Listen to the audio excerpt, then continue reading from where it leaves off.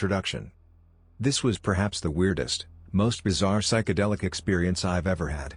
Not the most painful or panicked, but definitely the most horrible in many other regards. I had begun the evening with the casual plan of having a fairly ordinary night with ketamine. I'm extremely well versed in the realm of dissociative experience, and on their own they never cause me any major distress. The purely Kate part of the evening was thus fairly uneventful, mainly a process of ambience construction having to do with the beginning summer, anticipating its joys and complexities in advance. My dosage of ketamine was also ordinary, lines of approximately 50 mg every now and then, up to a total dose of around 300 mg, administered within a period of 4 hours.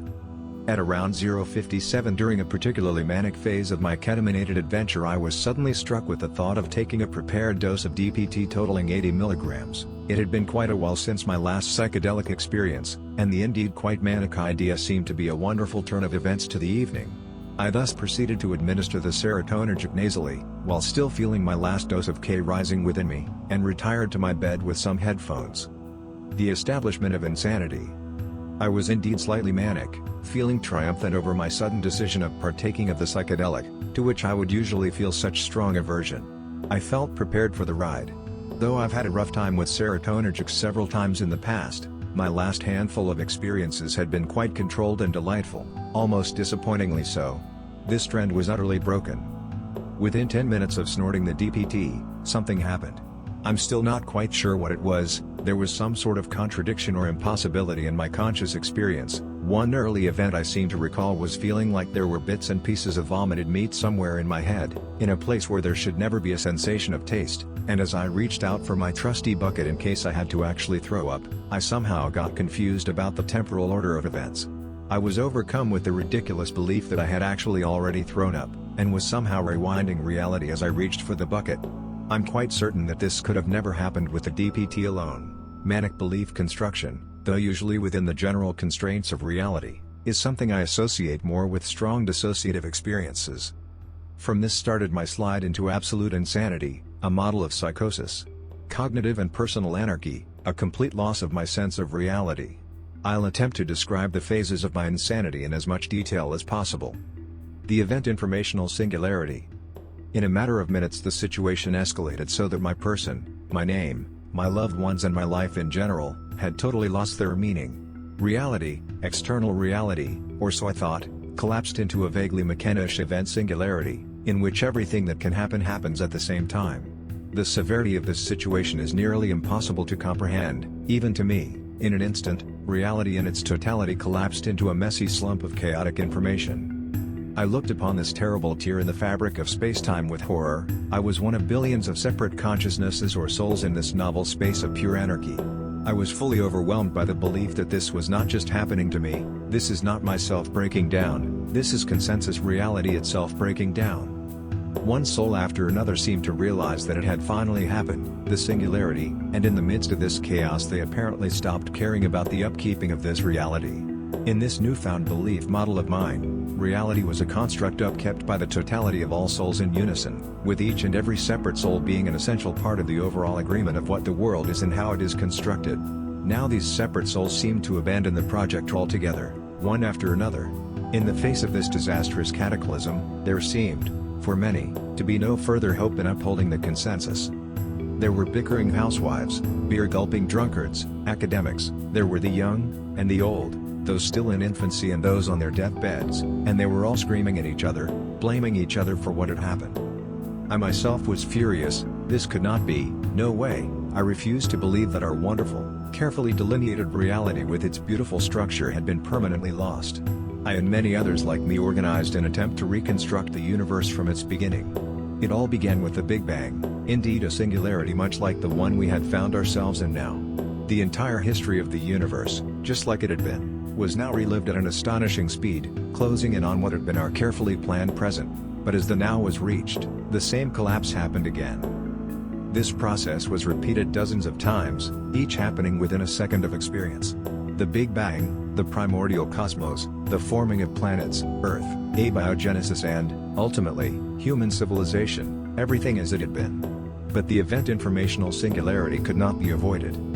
As these attempts of complete reconstruction were once again abandoned, a new form of reality altogether was starting to form within the anarchy.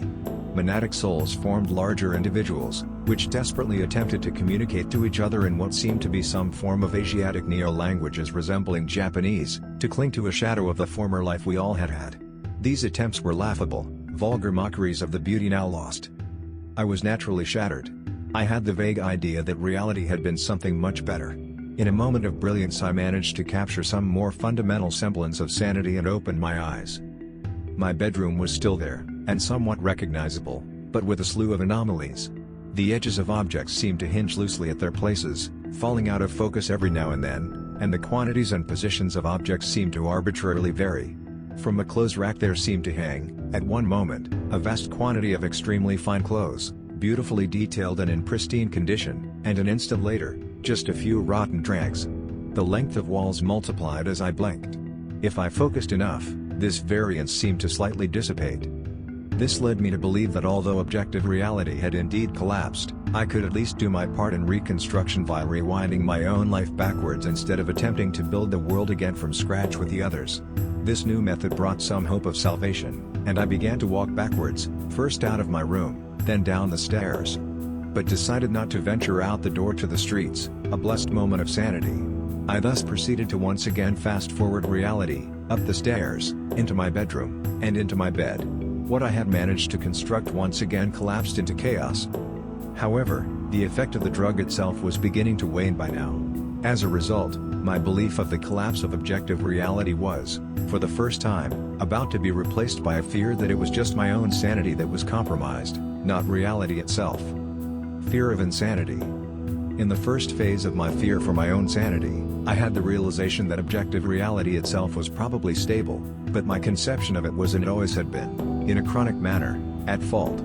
On this interpretation, my life as I had known it had indeed been a mere illusion, a complex artifact of my own design, built to avert my eyes from the true reality, that I was and had always been insane, possibly an inmate in some ghastly mental institution, drooling catatonically in some padded chamber. I had never grown up to be a sane and functioning adult. The illusion I had created to distract myself from this terrible reality was beginning to fragment, and indeed for a reason, it was the only way I could get better in the real world. This scenario seemed highly plausible, but indeed grim, and I was understandably reluctant to accept it as the truth. I began to shout obscenities to my bedroom, pacing the space I had created, and cursing to myself. No, not like this, no. It wasn't supposed to be like this. I, in turn, recognized my own behavior as matching the mimetic, traditional image of insane behavior, which resulted in a feedback loop of despair. My attempts to fight reality were beginning to seem laughable, childish tantrums against the truth. I have later recognized this fear of personal insanity to be something I have been afraid of as a very young child, the fear that whatever concept of myself and whatever coherence I had managed to bring into being was a lie. I had a word for it, which I remembered during the trip, an ideologism I had come up with as a child. It began with an S, but I sadly cannot remember it any longer. At any rate, over time as the effects of the substance wore off further, I was beginning to regain my hope. At around 2:40 I remembered for the first time that I had actually taken DPT, a psychedelic. My fear of my life being an illusion turned into a more acute fear, that although my previous life had, indeed, been real and wonderful, it had now been permanently shattered and thrown to waste by my foolish administration of the drug. This phase lasted only for a short while, and common sense was beginning to triumph over the madness. Every now and then some worry or another began the slide to chaos all over again, but these were brought to a close swiftly and efficiently. Recovery and epilogue.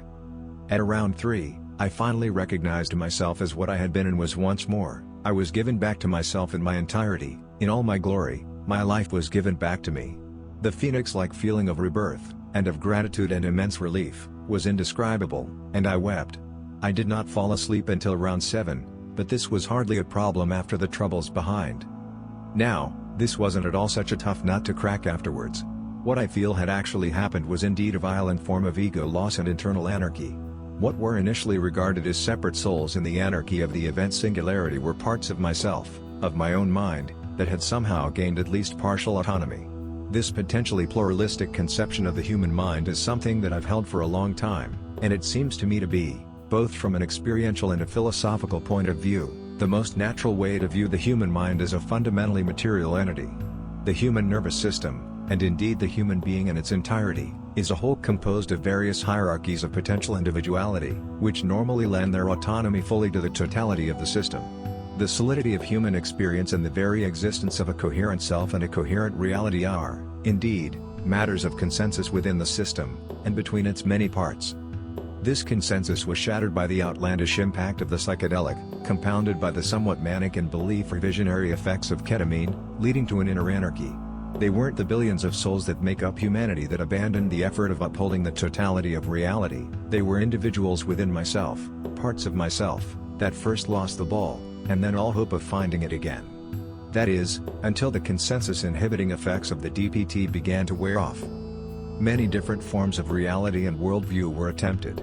The first one was the mockery of civilization as a whole, with its Asiatic neo-languages and such, an attempt that was doomed to failure, since it was not reality or civilization as a whole that needed reconstruction, it was just me. The grim view of chronic psychosis and personal illusion was the second attempt, but it was so hideous and just so wrong that it would have fortunately ended in time anyway, via communication with my loved ones at the latest. The third attempt had the target right. By then I remembered enough of what I had been, and what I had done, to drop the belief in illusion, but without much hope of actually regaining sanity. And finally I got it right, and reconstructed myself as I had been, and as I was supposed to be. I'm understandably quite nervous about attempting a combination like this in the future. I've never lost my grip on reality like this before, never actually fallen into full-blown psychosis. I can well imagine that a chronic state like what I experienced can be experienced without drugs, and how terrible a spontaneous psychotic episode, especially feelings of relapse after momentary reconstruction of the ego, must be. Internal coherence and the functionality required to operate in our shared world is a blessed gift, and one that shouldn't be tampered with carelessly.